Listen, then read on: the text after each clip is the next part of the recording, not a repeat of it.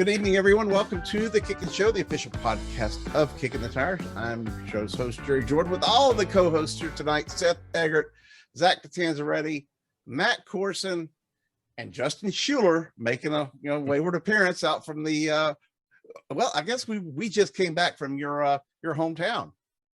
Yeah, it was pretty good to see you again. Great to see Matt again. Hope one day we'll be able to get to see and work with Seth and Zach in person, but we'll get there eventually. Pretty good to see me. Great to see Matt. There you go. Yeah, exactly. Just a little bit better to see Matt. Well, I guess he has his priorities. Technically, guys, like we have the whole country kind of crisscrossed. You've got Zach up in New Jersey. You've got Justin out in LA, California, out a little north of LA in Palmdale. You've got me dead center in Texas, and you've got Seth in Concord, and Matt, you're in Tennessee. So, we've got kind of a thing going there. Now we just need to get someone on board from Idaho. I was going to say, we also have Christian in Tennessee, Sarah in Connecticut / Rhode Island. Rhode Island, yeah. Yeah. And isn't Summer in Kansas? Summer is in Kansas, and she sends her best. She'll try to be on the show next week. I just talked to her a few minutes ago. Before we get started, I do want to say a couple of things. Special shout out to our buddies at Mike D's Barbecue Sauce. Thanks for them sponsoring the show. And also, by the way, if you haven't tried Mike D's Barbecue Sauce and Spices, phenomenal. I went to a chicken place yesterday, and the chicken was dry. But it's kind of like it's a Nashville chicken. That's what they say, but it was a little bit dry. I really wanted some Mike D's to put on it to spice it up and to make it even better. So they have been a big supporter of ours, and their support helped us get our message out. We also picked up another sponsor this past weekend with Hex.com. And Hex is a type of cryptocurrency. I'm not real good on crypto, except for like buying and selling and trying to make a profit and losing my butt. But apparently Hex pays interest, kind of like a certificate of deposit. So you can buy Hex and then use it as kind of a collateral, the way I understand it. For a certain number of days, you get a certain amount of interest for letting people use the float on the Hex. And Hex.com, great people. They reached out to us. They sought us out to come on at Kickin the Tires. So appreciate them for coming on to the website and our social media platforms and the podcast as well. So that's what makes the world go round. We got to get more sponsors, but we love the ones we already have. And that said, we tease this being out there in LA with you, Justin, who just went blank on the screen, and we're seeing your static image. Matt, you were at LA. What did you think of the Clash? I thought the Clash was really awesome. It was really interesting to see how they were able to put a racetrack in the middle of a football stadium. I was joking with Justin that I feel like I'm one of the few people that can say that they've seen a race at a football stadium and a football game at a NASCAR stadium with the Battle at Bristol several years ago. So I thought it was really cool. It kind of gave me Bristol vibes, a little bit of Martinsville vibes, but a whole lot smaller. So hats off to NASCAR for a successful event. I don't really think it could have went off any better. I'm sure they'll find some tweaks and stuff to improve for next year, but it was a great effort by NASCAR in general. Justin, what did you think of how your state came together to support the NASCAR efforts at the Coliseum? Yeah, I guess I'm a little bit used to football stadiums being covered in dirt, right? So, because Supercross does that all year. But NASCAR did a great job. I love these short tracks, and people are saying that they want to see this more often. And I'll tell you what, you can go to a local track and see it every weekend. So go support your local tracks. I'll throw that plug in there. But I don't think even NASCAR realized how successful this was going to be. I brought it up in the presser And both Steve Phelps and Ben Kennedy were a little shocked when they heard and saw across all of social media, not just Twitter. I looked it up a little bit later, but across all of social media, the clash at the Coliseum outtrended the NFL Pro Bowl, and I believe we were just a couple points shy on the TV ratings that came out the following day. We were just a couple points shy of beating them on the TV viewership side of things. So anytime you can beat NFL heads up, let alone their Pro Bowl weekend, is a huge win. I know compared to last year's clash, it was up by 165%. So all across the board, great job by NASCAR. They have, I believe it was something like 90 days from the event to decide if they're going to do it again.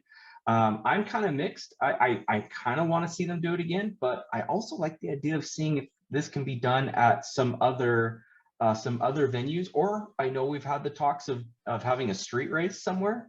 I'd like to see if maybe a clash could be done at a street race, maybe something like Long Beach or Chicago, which had been in the talks previously. Well, I want to address one thing you brought up about the viewership. The Pro Bowl on ABC had 4.531 million viewers, and it was also simulcast on ESPN. Our race, the NASCAR Busch Light Clash, had 4.28 million. Yep. And that's greater than all but 4 races last year of the regular season, whether they were on network or cable. That's huge for viewership. Yeah. So when you look at that, the hype, the promotion, the excitement, it carried through the week into the race and even afterwards. As I was talking to people that, I was at the airport and ran into some fans, and they ended up getting some Kickin the Tires swag out of the deal too. So that was a bonus for them. But anytime I can, talk to fans about the racing and what they liked and what they didn't, 95% of the stuff they said to me was they liked it and they were in favor of it. And, I don't know what it was like, Seth and Zach, there's 3 of us on the call here that were there. What was it like watching it on TV? It was unique watching it on TV because, at least for me, having been to the summer shootout at Charlotte, which races on the quarter mile on the front stretch, having been to Bowman Gray Stadium for the test, where they tested the tires that they used, it kind of reminded me of that, but I was able to see it on national television instead of in person. It was kind of weird, at least for me, with that perspective. But just also to mention, Justin, you had said possibly bringing this to other stadiums. Someone on Twitter, a NASCAR man who is a historian for Racing Reference, actually went and did some measurements. And most other stadiums that people were mentioning, whether it was Wembley, whether it was MetLife Field, whether it was I think Jerry World, are all either shorter. AT&T Stadium in Dallas. We're all either shorter or narrower. That the track would more than likely be a 5th mile instead of a quarter mile if they ran it there. Which, I mean, still, it's a short track. It would still be unique. And I would be for it. I mean, I don't know if we could run it on a 5th mile track. I don't know if we could either. I mean, if we could run it on a 5th mile track, I would say let's go crazy and move the All-Star race to a baseball field and see what happens. Well, but I said I'd go crazy. Well, so at a baseball field, there's a little bit of a joke. Oh, that's cute. That is adorable. Matt Corson has turned into Matty. I think he went a little crazy when I said Matt. That. When you said a baseball field, Matt just left. He just left. He turned into Matty. So, by the way, Matt, your static screen is Matty's photo. Yeah, it's her computer. So, I love it. I love it. Had to The go. timing You all, couldn't- I'm sure the you all heard timing- the cat meowing in the background, so I had to go take care of that. Oh, we're fine. We couldn't even hear it. So, I was gonna say the timing couldn't have been better though. How about that? well, For like I comedic said, reasons. I'm working on a column. I always wait to do these columns that I know that I'm going to be ticking off fans on, because I want to get all the evidence and I want to see the numbers and all that stuff. I'm just going to give you a little bit of a teaser. If you didn't like the race at the Clash, if you at Coliseum with the Clash, if you didn't like that, I can't help you anymore. Okay. You asked for short tracks. Matt Weaver and I went over this Friday night when we were having dinner together. You asked for short tracks, we gave you short tracks. You asked for variety, we put it in a stadium. And I'm saying we as the vernacular of NASCAR, you know. You wanted to go someplace different, mix up the schedule. We went to LA. Okay. You wanted excitement and entertainment in addition to your racing. We had a Pitbull concert. Oh yeah, and Ice Cube was there too. What more do you want? You know, I mean, we had a flyover with a, you know, B-52 bomber or B something bomber. I'm not a B-52. B-52. Okay. You had celebrities everywhere. Okay. What more do you want? And to the person who I saw and I responded to that said it was a waste of money. Well, the last time I checked, none of us are in NASCAR's checkbook. We don't balance it. They don't give us anything. Okay. It's none of your business what they spend their money on to promote this sport, because the return on investment alone, just from the media exposure, was worth more than the $2-3 million they spent on this event. So that's kind of a little precursor of, and those that have followed my Twitter for the past couple of days, that's a little precursor of what the column will be like when you when it goes up on Thursday. So that said, Really, to your point, Chip, like hearing what you said there, I mean, I feel like NASCAR knew what that event was. They knew what it was. They embraced the calamity of it. They embraced the unknowns. They embraced the crowd with all the new people who have never seen the sport before, the performances, which I thought were a really great idea. I mean, not everything from that weekend can really translate, at least just off the top of my head, to a regular weekend. I think parts of that work well as a one-off, especially as an exhibition race in a new place. I would love to see this event grow and come back next year, and especially for short track racing fans or people who've never seen it before. I'm sure they really enjoyed it, and I think the performances is something that can come back, you know, as a stage break. You know, we were mentioning that a couple of weeks ago, and I thought that was a lot of fun. And obviously the heat races, that's good as a non-point race type of thing. The track was great. I mean, I really didn't know what to expect going in, but I feel like you can really race. And yeah, I saw a lot of contact, but we also saw a lot of diamonding of the corners and doing over-unders and doing like classic type of stuff, and lots of contact, particularly in the last chance qualifier number 2. And that's where the car, I feel like this next gen car really showed its muscles, because I don't remember seeing any tire rubs or any flat tires. I mean, the car really held up. Not one single tire rub the whole weekend going through any of that. Oh, by the way, for those that said it's going to be a shit show with a bunch of wrecks, we didn't see that either. Now, there was one menace out on the track, and love him to death. Ty Dillon is a great kid and a great friend, but he was driving with a purpose and a mission, and he didn't care who he made mad. But he was involved in, I think, 90% of the contact in that LCQ race.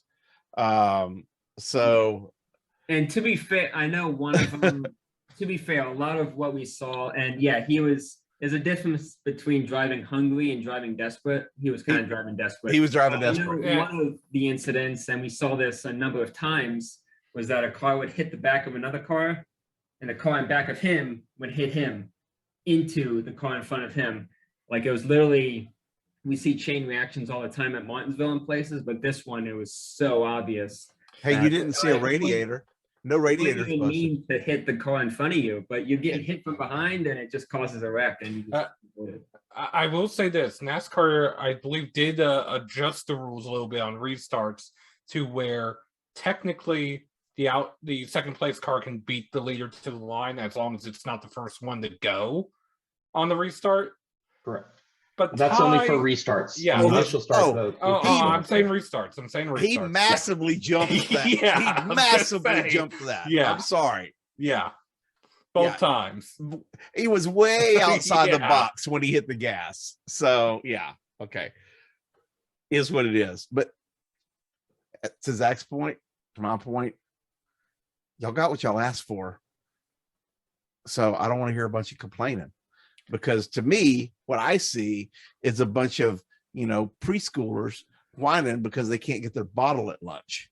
I mean, seriously, that's what I felt like when I was reading Twitter from some of the people, not all of them, because there is a God and humanity shined down. And I was reading some people that were saying how much they loved the race and how it was really, they were skeptical at first, but they tried it and they liked it. Kind of like, ice cream, they liked it.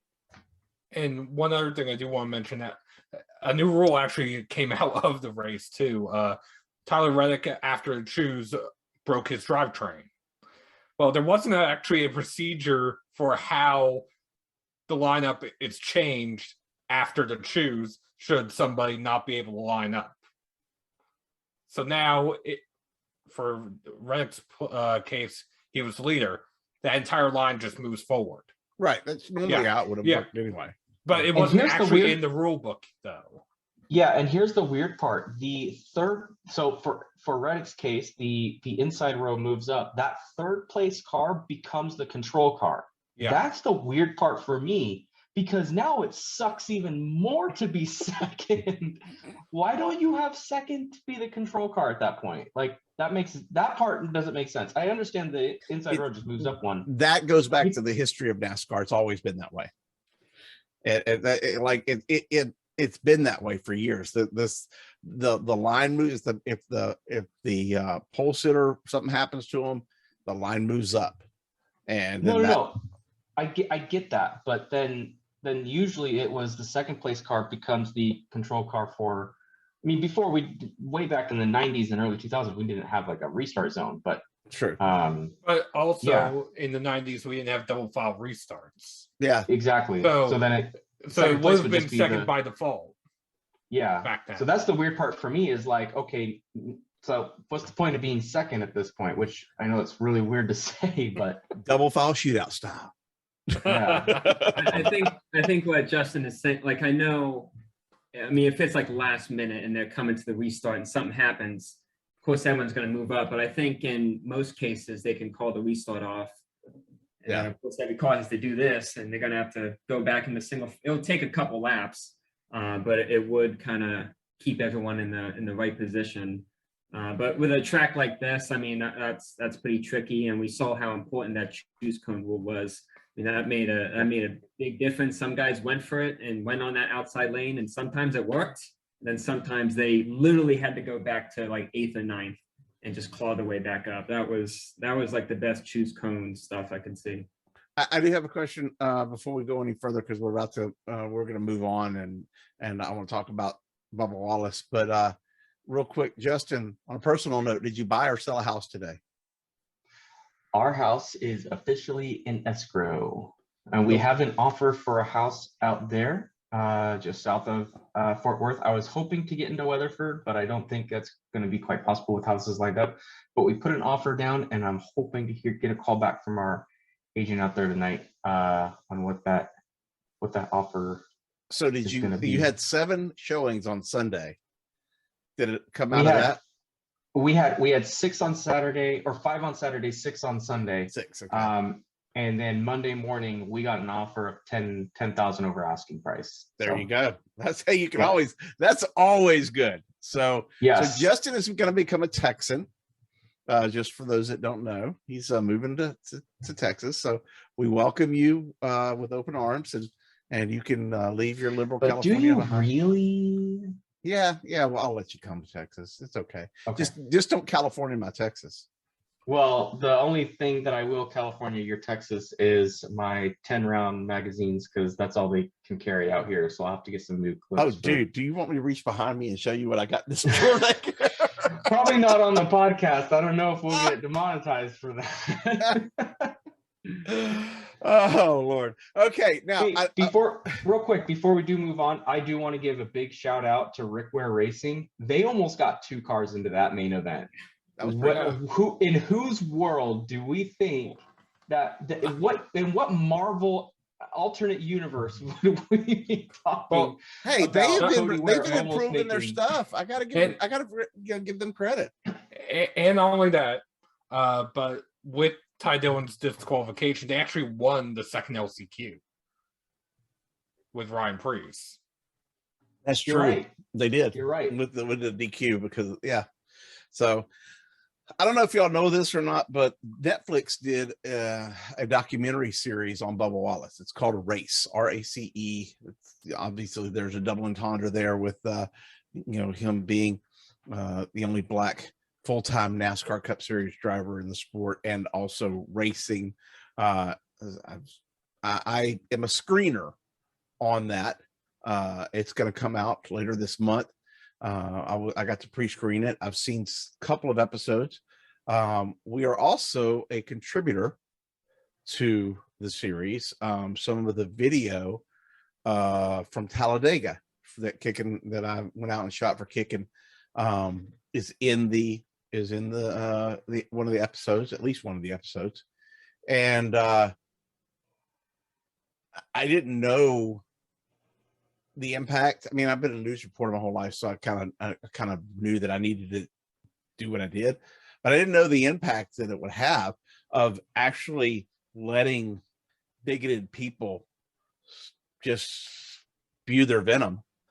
And the way that they edited the this particular part, when you see it, it just shows that there's people out there that still hate people for their color of their skin, and it's not anything to do with a flag, which is what they were supposedly protesting for.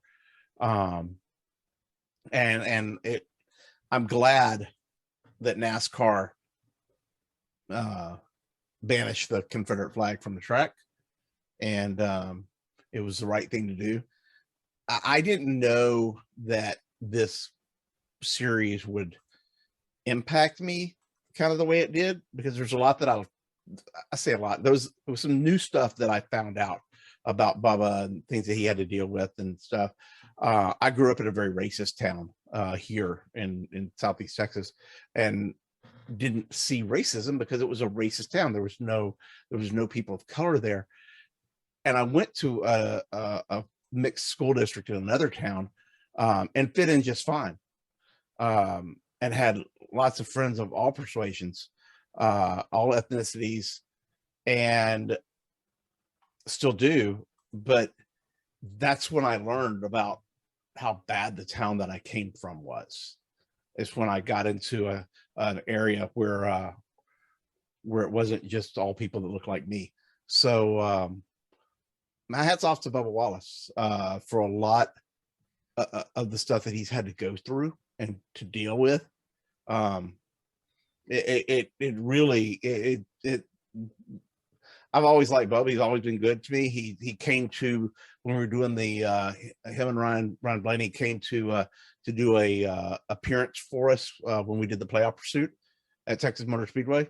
I asked a lot of my driver friends. I've said this before. Those two came up and did it, and there wouldn't be like 30 or 40 people there. It wasn't well publicized, but I'll always owe him for that. But I have even more respect for Bubba Wallace, and I think everybody, once they see this, they'll see that as well. Bubba belongs in the sport, and I want to see him do well. So I'll leave it at that.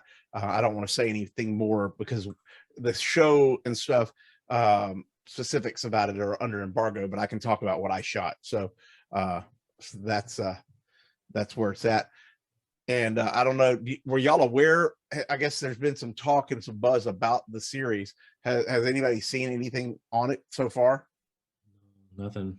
Yeah, I just saw the trailer that came out a couple weeks ago or so. And yeah, it looked really, I mean, Netflix puts out some of the best films and documentaries that you'll find across any of the streaming platforms. And obviously they did an incredible job with Formula One, Drive to Survive, and that's grown into this huge thing. I know a number of people, one person with CNN became a Formula One fan because of that show. And that's going to have, you know, it's different than what this is going to be, but it's a big deal for NASCAR to have a show on Netflix. I mean, that's huge. I mean, you can go back to any time a racing film has come out and how that can kind of shape NASCAR's place in pop culture. But right now, it's the streaming wars, and you know, I'm getting into it, and a lot of people have gotten into it, and NASCAR really has to have its own place there. And I can't think of too many better people than Bubba to have on there.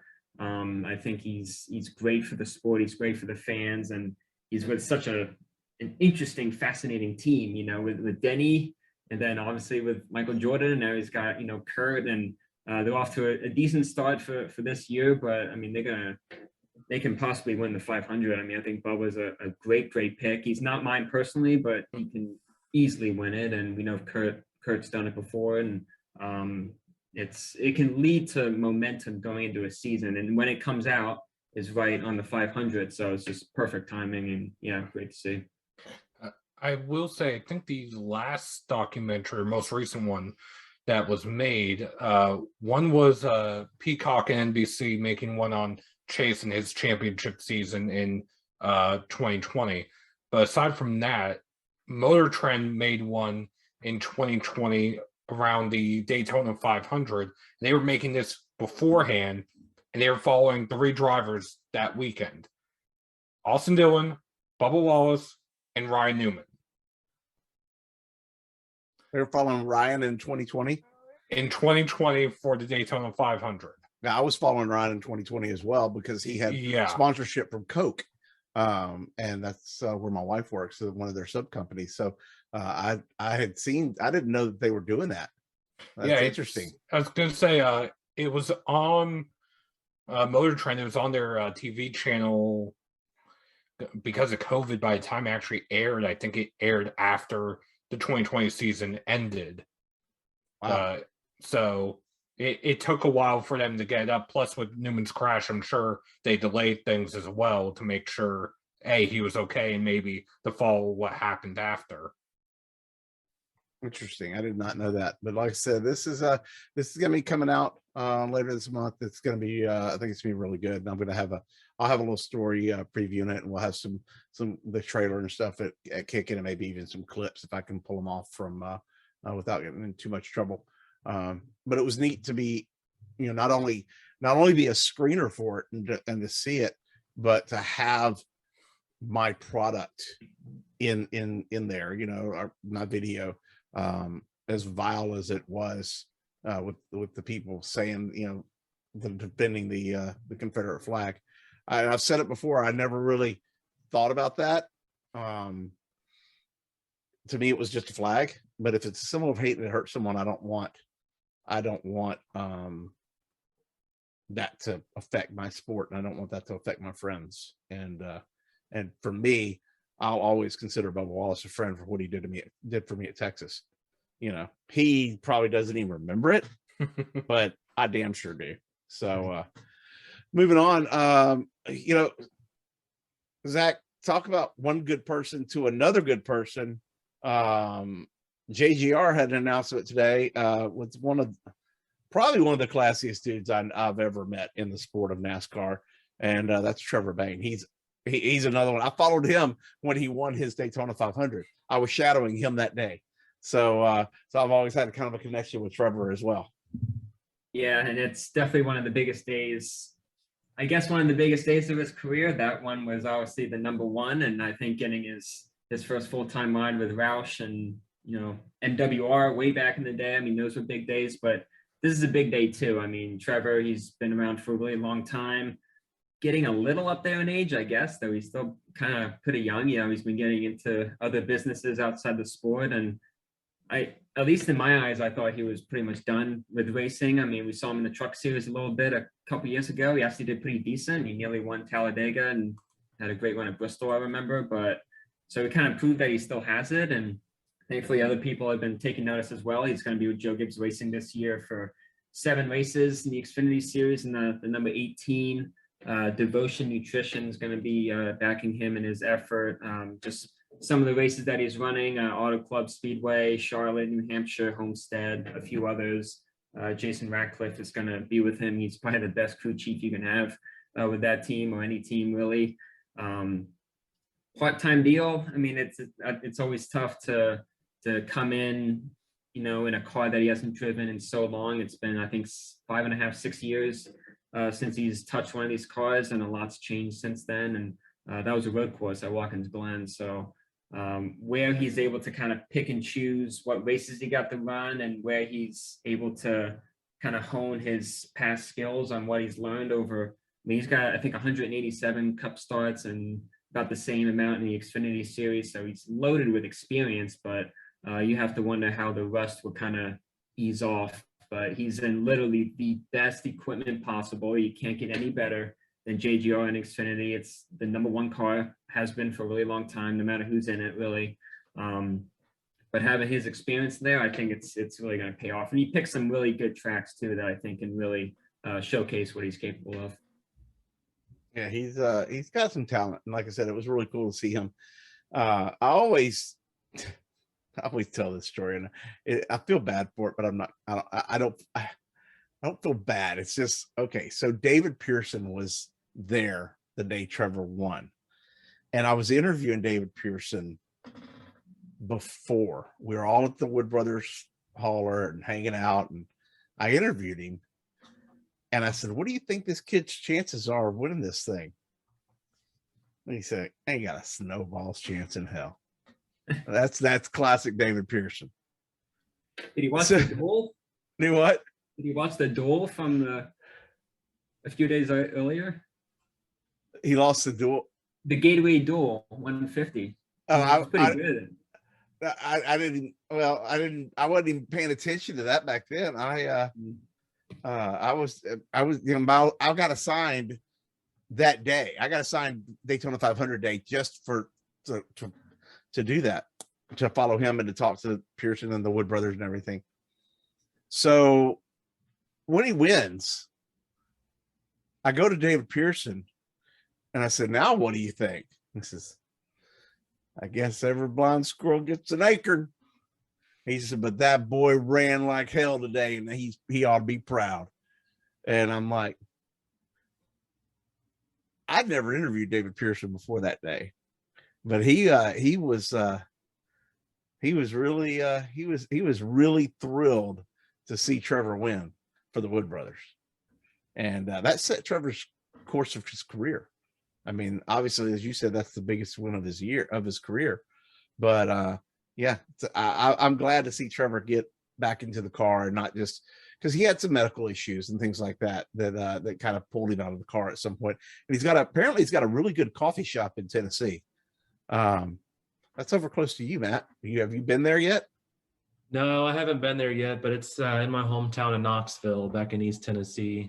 Trevor's, I think he's got 2 shops open now out that way. So been telling myself next time I get out back home to Knoxville, I want to try it. Is it Mahalo or Mahalo? Mahalo, yeah.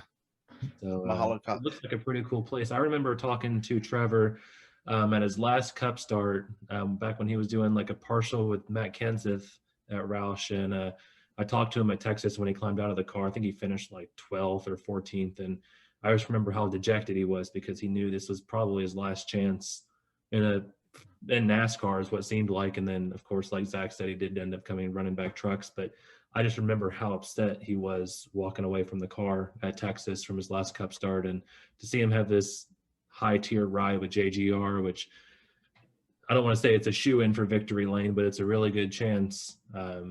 It's really cool to see him, and I'm not sure if we'll ever see him full-time again, but I guess we never know. after see how he does in the Xfinity program this year. Oh, by the way, if y'all are wondering where Justin went, breaking news: his real estate agent from Texas called him. So he sent me a text. So he may be buying a house right now. Hey, that's a good reason to leave early.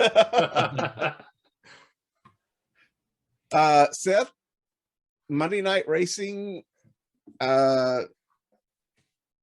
Y'all had like a big party or something this week, didn't y'all? That's what it looked like. The Carolina Esports Hub hosted the season finale for most of the field.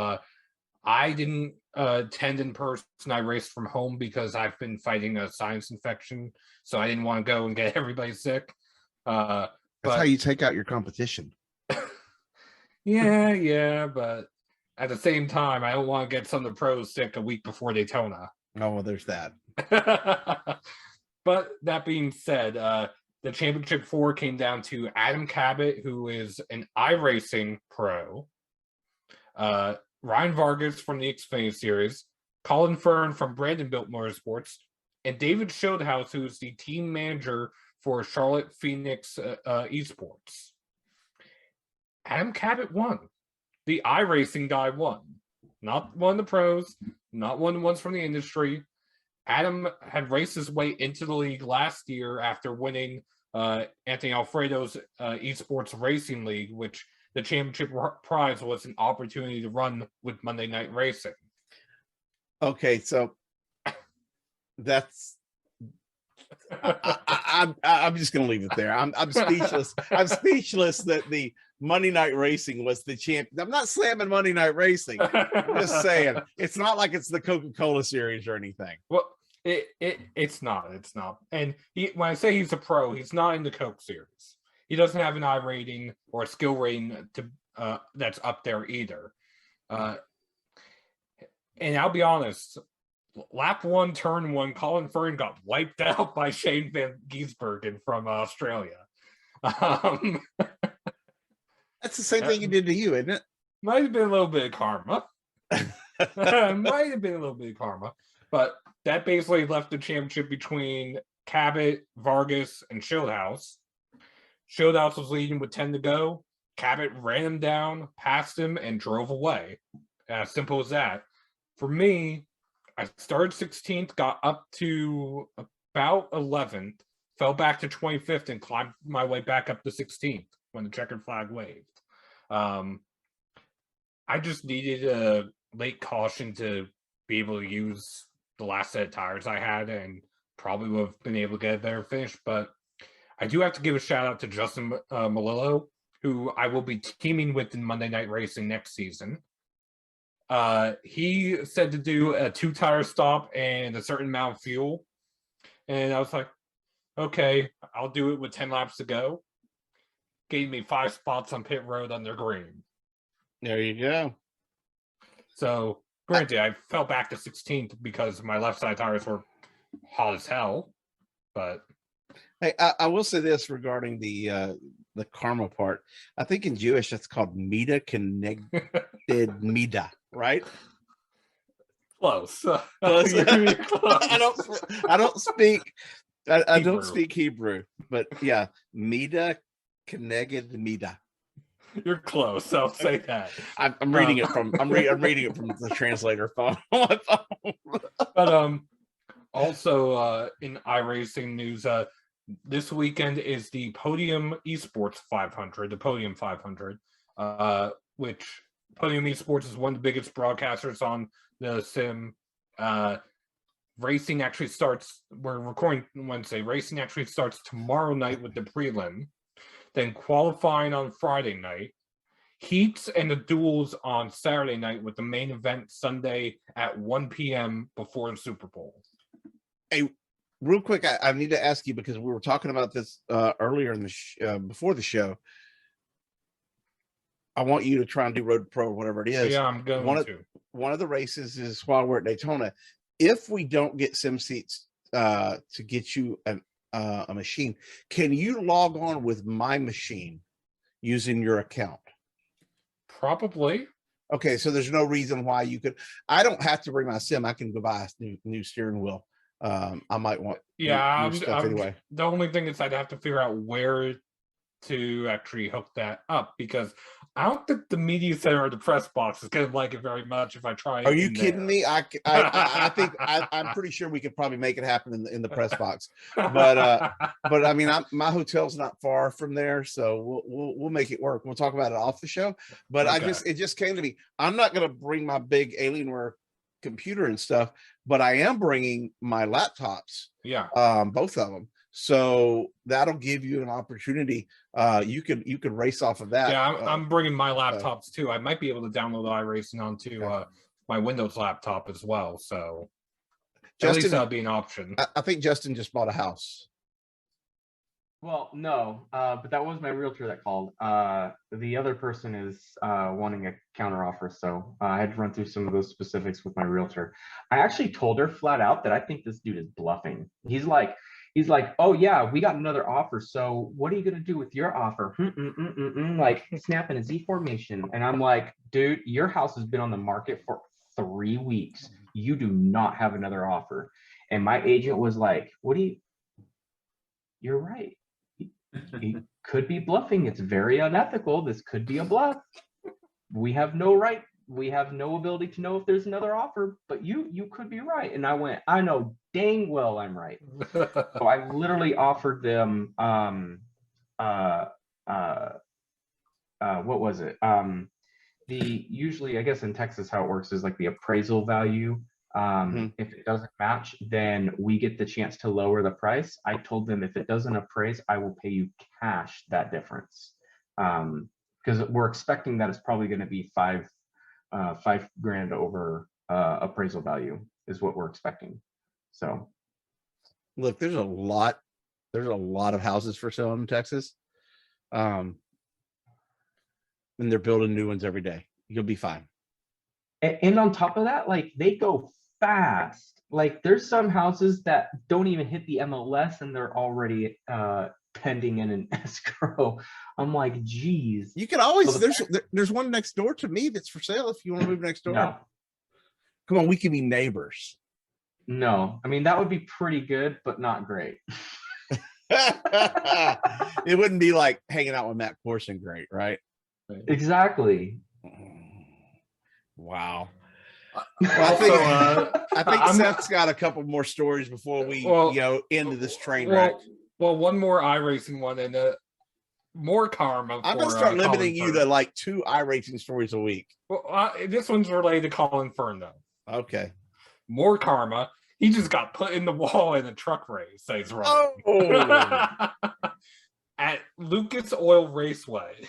Hey, guess what? We're gonna be racing there again. Yep. The Xfinity Series, I think, is going there next year. But moving on from iRacing, though, on a more serious note, Racing Pride, which is an organization out in the UK based, announced that they're going to expand into North America. What Racing Pride is, it is an LGBTQ both awareness and I don't want to say lobbying, but they do a lot for the LGBTQ community in motorsports, raising awareness for them, representing them. They have, at least over in the UK and in Europe, they've had several drivers. It was co-founded by a driver and media members, industry personnel. And with their expansion here into the US, Devin Rouse, who's run in the truck series and more than likely will be in ARCA, along with Zach Heron, are both representing as ambassadors in stock car racing. They also have, I hope I'm pronouncing her name correctly, Zendara Kennedy, who is a Formula Drift driver. Tom O'Gorman, who is a Trans Am sports car racer, and Travis Shoemake, who is a NHRA drag racer. They also have Ryan Hines, who is a PR for David Gilliland Racing, and they have, I lost the name, Jameson Jones, who is an experienced flag marshal or flagman at different tracks across the Northeast. That's what Justin does with go-karts. Yeah. Well, kind of. I'm more of a race official with karting, but I can flag. I've done that. I did that for Santa Maria Raceway before it shut down. The dirt track over there in just south of San Luis Obispo. So real quick, if you're going to move to Fort Worth, you're a lot closer to Texas Motor Speedway. A lot. Yeah. Actually, when we were out there kind of just driving around different neighborhoods to see which areas we like and don't like and all that stuff, we actually drove to TMS. I actually was going to drive inside the track and just to kind of see inside. And then Rachel was like, no, don't do that. And I'm like, I can literally just tell them Kickin the Tires and they'll be like, oh, hey, come on in. But nope. You'd have been fine. Yeah, that's what Trust I me. Trust me. Me and the PR guy there, David Hart, we're like that. No, we're really tight. Speaking of Kickin Tires, there was a fan on Twitter that some of us know really well that was asking for some merch. I'm sure you saw that, right, Jerry? Oh, is that the one that wants he wants all kinds of stuff? And she and we know very well. No, there's two of them. There's two of them. Well, there's one of them we know very well, and Justin, I think, picked up on why. Yeah, there's two of them, and it's like, and I know why. I know the other one is who it is. Yeah. So, well, technically, we have a third one because he had an awesome blast at A2 winning our ticket giveaway for Supercross tickets out there. So I think we have 3 huge fans. 3. We have 3 fans of Kickin the Tires. 21 years, and we have 3 fans. Hey, that's great for sponsors. Hex.com. Make sure you renew at the end of. Let me just tell you something. I see the real numbers of what comes to this website every day, and it's pretty damn strong. I never honestly thought it would get to where it's at. So, and for Hex.com to come on with us, we appreciate all of their efforts and their support. Mike D's Barbecue. Shout out to our friends at Goodyear as well, because I don't mention them very often, but Goodyear Racing and Goodyear Eagles, who they put the rubber to the road on the NASCAR tracks. So they also make sure that I have tires on my car to go down the highway. So we love the guys at Goodyear as well. So shout out to all the sponsors here at Kickin the Tires. Guys, next weekend is the Daytona 500. We are going to be picking drivers for the win next weekend, our next week's show. So, and Seth has come up with some new rules, so he'll go over those and send them out. Be ready when you come on the show next week. Have your drivers, and good luck to everybody. For those who are going down to Daytona, yay, be safe. I'll see you there. For those that are coming to Texas, be safe. For those that are going into New York City, I feel sorry for you. And for those who are, watching luggage tugs run into each other on the airport tarmac, we've left. So I'll be in Daytona. I won't be watching no luggage tugs. So there you go. Looking at the luggage. Yeah, don't be tugging my luggage. No, thank you. Zach, you be safe up there in the big city, okay? Will do. I'll try my best.